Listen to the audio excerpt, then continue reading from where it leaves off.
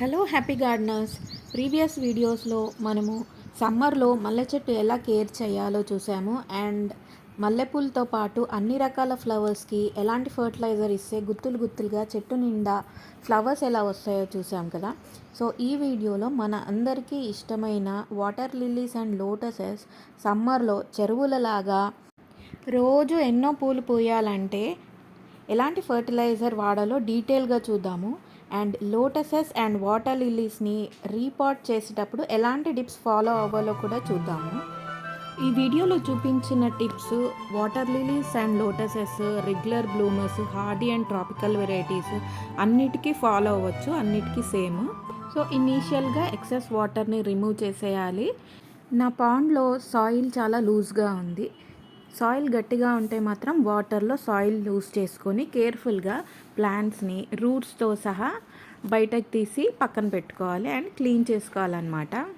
ప్లాంట్స్ని వాటర్లో వేసుకొని క్లీన్ చేయొచ్చు ఆర్ డైరెక్ట్ ట్యాప్ వాటర్ కింద కూడా క్లీన్ చేసుకోవచ్చు అన్నమాట. ఈ బ్లూ పాండ్లో ట్రాపికల్ లిల్లీస్ చాలా ఉన్నాయి అండ్ ఈ బ్లాక్ పాండ్లో కూడా ఉన్నాయి. సో ఈ బ్లాక్ పాట్లో సాయిల్ లూజ్గా చేసుకొని వాటర్లోనే లూజ్గా చేసుకొని బయటకు తీసి పెట్టుకోవాలన్నమాట. ఎక్సెస్ వాటర్ ఉన్నాయి అన్నీ కూడా పారబోసేసేయండి ఇట్లా చూపించినట్టు. ప్లాంట్స్ అన్నీ రిమూవ్ చేసిన తర్వాత కంటైనర్స్ని చాలా క్లీన్గా వాష్ చేసేస్తున్నాము. ఇట్లా వాటర్ కింద ట్యాప్ కింద రూట్స్ అన్నీ ఇట్లా టెర్షరీ రూట్స్, బ్లాక్ రూట్స్ వస్తాయి, అదంతా తీసేసి ఫ్రెష్గా చేసేసి మళ్ళీ నాటుకోవాలన్నమాట. ఇవన్నీ మన water lily and lotus roots అన్నమాట, ట్యూబర్స్. సో ఈ ట్యూబర్స్కి టెర్షరీ రూట్స్ తీసేసేయండి అండ్ రాట్ అయిపోయిన రూట్స్ కూడా, మెత్తగా అయిపోయిన రూట్స్ అది వేస్ట్ అనమాట, అవి కూడా తీసేసేయాలి. సో ఇలా క్లీన్ చేసుకున్న తర్వాత సాయిల్ మిక్స్లో పెట్టేస్తున్నాను అనమాట. కెమికల్స్ యూజ్ చేయకుండా న్యాచురల్గా పెంచుతున్నాం కాబట్టి red soil, compost, cow dung manure and sand వాడుతున్నాము. క్లీన్ చేసుకున్న కంటైనర్లో సాయిల్ వేసేసి ఇలా ట్యూబర్స్ని రౌండ్గా, ట్యూబర్స్ ఎప్పుడు రౌండ్గా చుట్టూ పెరుగుతాయి కాబట్టి రౌండ్గా అరేంజ్ చేసేసుకోవాలన్నమాట. నేను కెమికల్స్ యూజ్ చేయట్లేను కాబట్టి డైరెక్ట్ సాయిల్లోనే ఈ ట్యూబర్స్ని పెట్టేస్తున్నాను. కెమికల్స్ యూజ్ చేసేది ఉంటే కనుక ఫస్ట్ సాయిల్ వాటర్లో ఒక 2 days ఉంచేసి ఆ తర్వాత ట్యూబర్స్ని పెట్టేసుకోవాలన్నమాట. ఫస్ట్ సాయిల్లో ట్యూబర్స్ని పెట్టేసి ఆ ట్యూబర్స్ పైన మెల్లిగా సాయిల్ వేయిస్తే అది చాలా ఈజీ అయిపోతుంది. సో నేను ఎవ్రీ టైం ఇదే ఫాలో అవుతున్నాను అనమాట. ఈ ట్యూబర్స్ని రీప్లాంట్ చేసేటప్పుడు నేను పెద్ద లీవ్స్, ఎక్సెస్ లీవ్స్, రాట్ అయిపోయిన లీవ్స్, పాడైపోయిన లీవ్స్, డ్రై లీవ్స్ ఇలాంటివన్నీ తీసేస్తున్నాను అనమాట. 1-2 లీవ్స్ ఉంచేసి రీప్లాంటింగ్ చేసుకుంటున్నాను. సో నేను ట్యూబర్స్ని ఇట్లా సీరియల్ ఆర్డర్గా అరేంజ్ చేస్తున్నాను. టబ్ చుట్టూ గ్రోత్ ఉంటుంది కాబట్టి టబ్ చుట్టూ అరేంజ్ చేసుకొని ఇలా దీనిపైనే కేర్ఫుల్గా సాయిల్ అనేది వేసుకుంటున్నాను అనమాట. మోస్ట్లీ హాఫ్ టబ్ మాత్రమే సాయిల్ వేస్తున్నాను. సాయిల్ గట్టి పడకుండా రెడ్ సాయిల్లో కొంచెం కంపోస్టు, కొంచెం కౌ మాన్యూరు, కొంచెం కోకోపీట్ కూడా పెడుతున్నాను ఈ సాయిల్లో. కోకోపీట్ వేస్తున్నాను కాబట్టి లూజ్గానే ఉంటుంది సాయిల్. నెక్స్ట్ స్టెప్ వచ్చేసి వాటర్ వేయడం. నేను ఇలా ఇండైరెక్ట్గా డైరెక్ట్ మట్టిలోనే పైప్ వేయకుండా ఒక లిడ్ పెట్టేస్తున్నా. లిడ్ పెట్టేసి దాని మీద నుంచి వాటర్ చేసినాం అనుకోండి, మట్టి అనేది, డస్ట్ అనేది మొత్తం లేవకుండా, హోల్స్ పడకుండా ఉంటుందన్నమాట. అండ్ సాయిల్ కూడా ఉంది కాబట్టి అస్సలు లేవకుండా క్రిస్టల్ క్లియర్లో వాటర్ కనిపిస్తుంది అన్నమాట మనకి.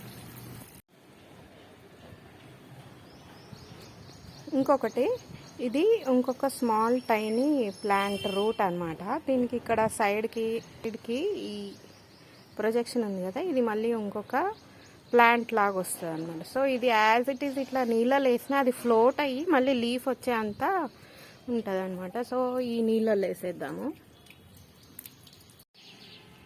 చూడండి ఇట్లా ప్లేట్ పెట్టి వాటర్ పోస్తున్నాం కదా, సో అందుకనే మట్టి అంతా లేవకుండా ఇట్లా క్లియర్గా కనిపిస్తుంది. ఇట్లా ఇక్కడ వచ్చేసి మనం వేసిన రూట్ విత్ స్ప్రౌట్. సో ఒక 2 days వాటర్ ఓవర్ఫ్లో అవ్వనిచ్చినాం అనుకోండి, పైన ఉన్న డస్ట్ అంతా బయటికి పడిపోతుంది అండ్ ఇంకా క్లియర్ వాటర్ లాగా కనిపిస్తుంది అనమాట. ఇప్పుడు చూడండి, ఇప్పటికే ఎంత చాలా క్లియర్గా ఉంది. ఇప్పుడు డైలీ వాటర్ ఇచ్చేటప్పుడు కొంచెం నీళ్ళు ఓవర్ఫ్లో అవ్వనివ్వాలి. సో మస్కిటో లార్వే కూడా ఏమన్నా ఉంటే ఓవర్ఫ్లో అయిపోతుంది అనమాట. ఇక్కడ రూట్ ఉంది, ఈ రూట్కి స్టెమ్స్ అనేవి ఉన్నాయి అన్నమాట.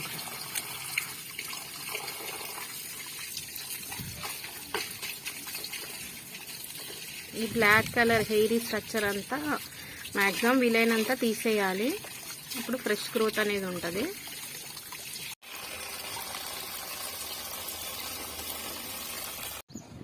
చూడండి టైనీ ప్లాంట్ ఇక్కడ ఇందాక మనం ఆ నీళ్ళలో వేసినాం కదా, ఇదే రూట్ స్ట్రక్చర్.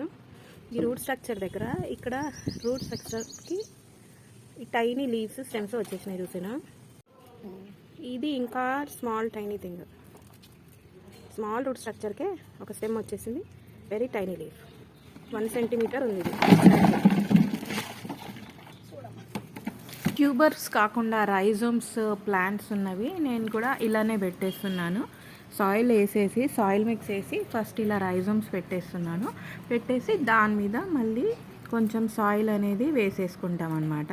సో మట్టిలో గుంట వేసి పాట్ చేసి రీప్లాంట్ చేసి అవన్నిటి బదులు ఈ మెథడ్ ఈజీ అనిపించింది నాకు. సాయిల్ ఇలా ఫ్లో ఉంటే చాలా ఈజీ అయిపోతుంది అనమాట.